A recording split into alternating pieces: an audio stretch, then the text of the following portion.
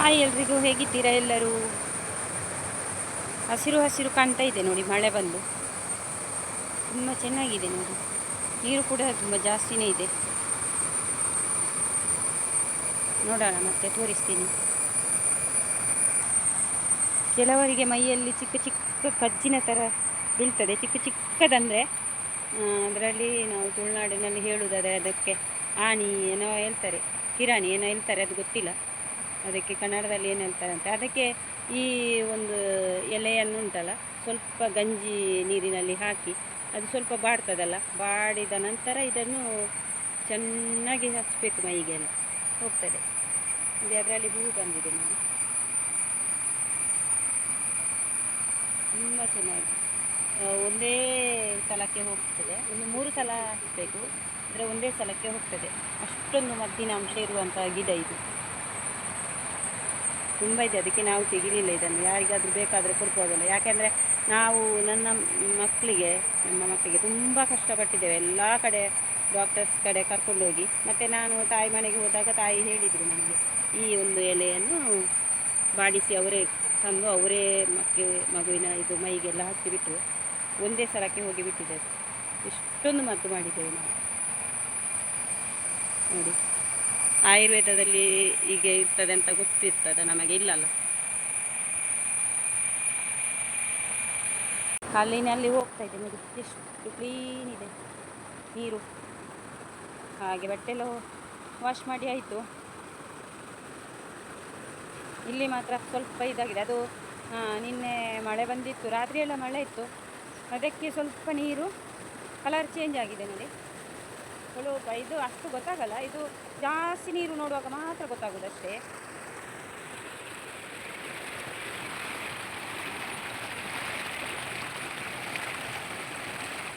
ಮೇಲ್ಗಡೆ ಕೂತಿದ್ದೇನೆ,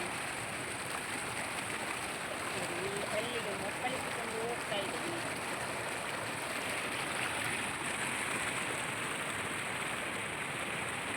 ಈಗ ಅಲ್ಲೆಲ್ಲ ಹೋಗ್ಲಿಕ್ಕೆ ಆಗುದಿಲ್ಲ ನನಗೆ, ಅಷ್ಟು ನೀರಿದೆ.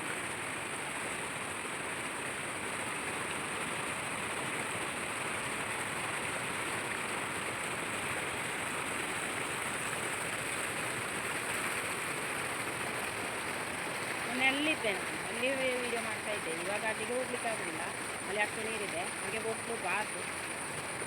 ಮೇಲ್ಗಡೆ ನಿಂತಿದ್ದೇನೆ ನೋಡಿ, ಬಟ್ಟೆ ಎಲ್ಲ ವಾಶ್ ಮಾಡೋಕ್ಕೆ ಒಳ್ಳೆದಾಗ್ತದೆ. ಇದು ಈ ನೀರು ನೋಡಿ, ಕಲ್ಲಿಗೆ ಇದಾಗ್ತದೆ ಅಂತ.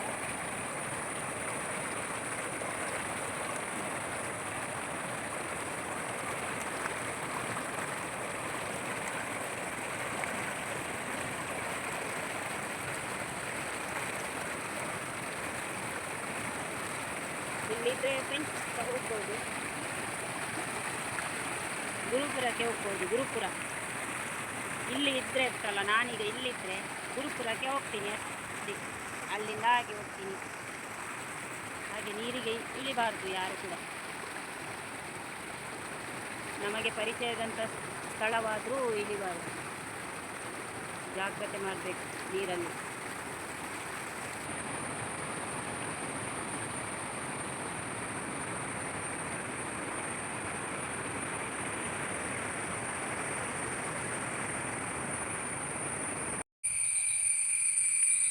ಸ್ವಲ್ಪ ಮಳೆ ಬಂದು ಹೀಗೆ ಇದು ಬಿಸಿಲು ಬರ್ತದಲ್ಲ, ಹೀಗೆ ಬಂದರೆ ನೋಡಿ ಈ ಥರ ಅಡಿಕೆ ಬೀಳ್ತದೆ ನೋಡಿ. ಮಳೆ ಸ್ವಲ್ಪ ಬರ್ತದೆ, ಆನಂತರ ಬಿಸಿಲು ಬರ್ತದಲ್ಲ, ಆವಾಗ ಇದು ನೋಡಿ ಎಷ್ಟು ದೊಡ್ಡ ಇದೆ ಅಡಿಕೆ, ಹೀಗೆ ಬೀಳ್ತದೆ. ಚಿಕ್ಕದು ಗಾಳಿ ಇದು ನೋಡಿ ಎಷ್ಟಿದೆ. ಅದು ಹುಲ್ಲು ಇದ್ದ ಕಾರಣ ಅಷ್ಟು ಕಾಣುವುದಿಲ್ಲ, ತುಂಬ ಇದೆ ನೋಡಿ. ಇದಕ್ಕೂ ಕೂಡ ಏನೋ ಒಂದು ಮದ್ದು ಇರ್ತಾರೆ. ಎಷ್ಟೊಂದು ಬಿದ್ದಿವೆ ನೋಡಿ.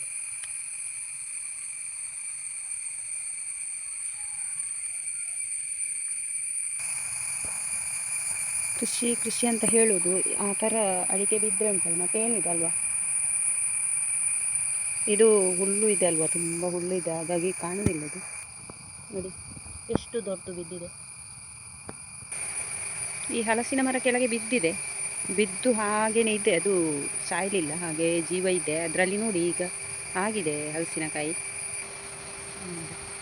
ಒಳ್ಳೆ ಹಲಸಿನ ಹಣ್ಣು ಇದು, ತುಂಬ ಚೆನ್ನಾಗಿದೆ, ಸಿಹಿ ಸಿಹಿ ಇದೆ. ಒಂದು ಇಲ್ಲಿ ಮಲಗಿದೆ ನೋಡಿ.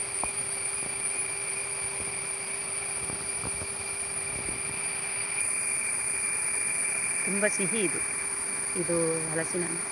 ಅದೇ ಇರುವುದು ಒಂದು 2-3 ಇದೆ ಮಾತ್ರ. ಇದು ಒಂದೇ ಕೊಕ್ಕೋ ಗಿಡ ಇರುವುದು, ಇದರಲ್ಲಿ ನೋಡಿ ಕಾಯಿ ಇದೆ, ಅಲ್ಲಿ ಒಂದು ಹಣ್ಣು ಇದೆ ನೋಡಿ, ಮತ್ತೆ ಇಲ್ಲೊಂದಿದೆ. ಇದು ತುಂಬ ಇದ್ದರೆ ಕೊಂಡೋಗ್ಬೋದು ಪೇಟೆಗೆ. ಇದು ಒಂದೇ ಮರ ಇರುವುದು, ಇಲ್ಲೆಲ್ಲ ಸ್ವಲ್ಪ ಕಾಯಿ ಇದೆ. ಇದು ಹಣ್ಣಾಗಲಿಲ್ಲ, ಇದು ನೋಡಿ ಹಣ್ಣಾಗಬೇಕಷ್ಟೆ. ಅಲ್ಲಿ 2 ಕಾಣ್ತಾ ಇದೆ. ಹಾಗೆ ತುಂಬ ಇದ್ದರೆ ಉಂಟಲ್ಲ, ಇದು ಕೆಜಿಗೆ ಎಷ್ಟು ರೂಪಾಯಿ ಇದೆ ಇದಕ್ಕೆ. ಆದರೆ ಇದರಲ್ಲಿ ಅಷ್ಟೇನು ಕೆಲಸ ಇಲ್ಲ. ಇದರೊಳಗಿಂದ ತೆಗೆಯೋದು, ಅದನ್ನು ಮಾರಾಟ ಮಾಡೋದು ಅಷ್ಟೇ. ಆದರೆ ನಮ್ಮಲ್ಲಿ ಕಡಿಮೆ ಇರುವುದಲ್ಲ, ಹಾಗೆ ಕೊಡುವುದಿಲ್ಲ ನಾವು. ಒಂದು ಮರ ಮಾತ್ರ ಇದೆ.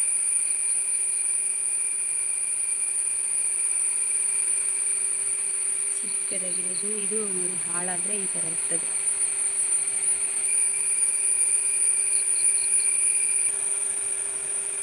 ತಿನ್ನೋಕ್ಕಾಗುತ್ತೆ ಇದರೊಳಗಿದ್ದು ತಿನ್ನೋಕ್ಕೆ ಸ್ವಲ್ಪ ಸಿಹಿ ಇರ್ತದೆ ಅಷ್ಟೇ. ಅದು ನಮ್ಮ ದೈವದ ಕಷ್ಟ. ಹುಡುಗ ನಮಸ್ಕಾರ ಮಾಡಿ ಇಲ್ಲಿ ಮೇಲೆ ಯಾರಾದರೂ ನೋಡಿದ್ರೆ, ಪವರ್ಫುಲ್. ಓಕೆ, ಈ ಒಂದು ಸಣ್ಣ ವಿಡಿಯೋ ನಿಮಗೆ ಇಷ್ಟ ಆದರೆ ಲೈಕ್ ಮಾಡಿ, ಶೇರ್ ಮಾಡಿ, ಹಾಗೆ ಸಬ್ಸ್ಕ್ರೈಬ್ ಮಾಡಿಕೊಂಡು ನೋಡಿ. ಧನ್ಯವಾದಗಳು.